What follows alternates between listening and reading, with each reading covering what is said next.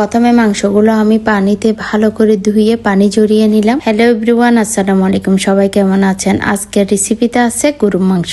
এখানে কয়েকটি গরম মশলা নিয়ে নিয়েছি। এটা দিয়ে দিচ্ছি তেজপাতা, দিয়ে দিচ্ছি 3 টুকরো দারচিনি,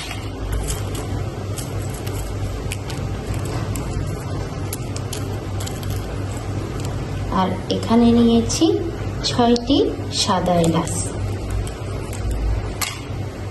এখানে নিয়েছি একটা বড় এলাচ, আর কয়েকটি গোলমরিচ আর লবঙ্গ নিয়ে নিয়েছি, দিয়ে দিলাম। এখন দিয়ে দিব আদা বাটা,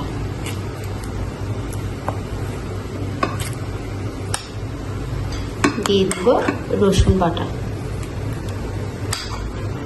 এখন দিয়ে দিব পেঁয়াজ বাটা,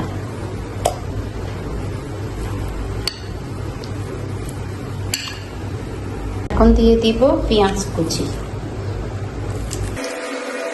দিয়ে দিব টক দই। আমি মাংস রান্না করলে টক দই দিই। টমেটো সস দিয়ে দিচ্ছি আমার তৈরি করা গোপন মশলা, গোপন বাটা মশলা। এটা আমি সব মশলা দিয়ে একটু ব্লেন্ডার করে নিলাম।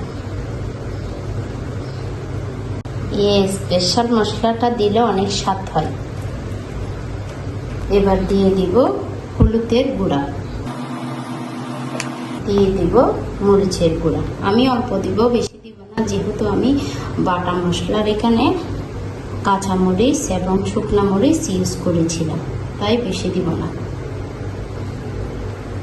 দিয়ে দিব ধনিয়া গুঁড়া আর জিরা গুঁড়া মিক্স মশলা। এখন দিয়ে দিব টমেটো, টমেটো দিয়ে দিচ্ছি,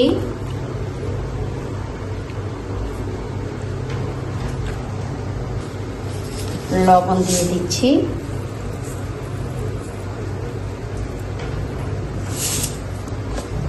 দিচ্ছি সরিষার তেল।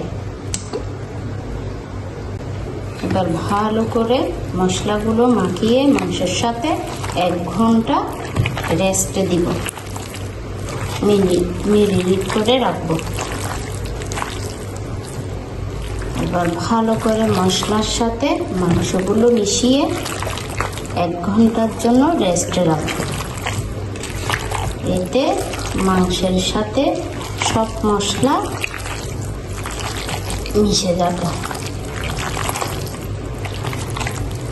দেখতে পাচ্ছেন কি রসালো হচ্ছে আমার মাংসগুলো।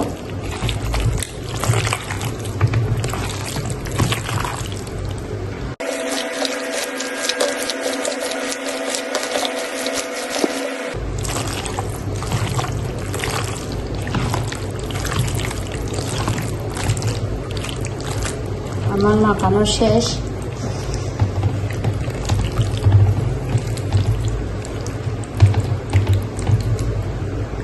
আমি মাংসের সাথে আর কোনো পানি ইউজ করব না, মাংসের পানি দিয়ে মাংস রান্না করব।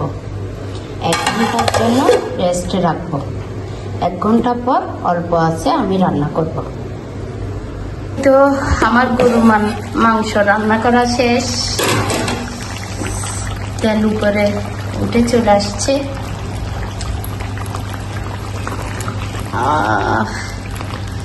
আজকে আমি কিন্তু ঝোল দিই নাই, মাংসর ঝোল দিয়ে মাংসই রান্না করছি। উপর থেকে ধনিয়া কুচি দিয়ে দিচ্ছি। সবাই ভালো থাকবেন, সুস্থ থাকবেন। আল্লাহ হাফেজ।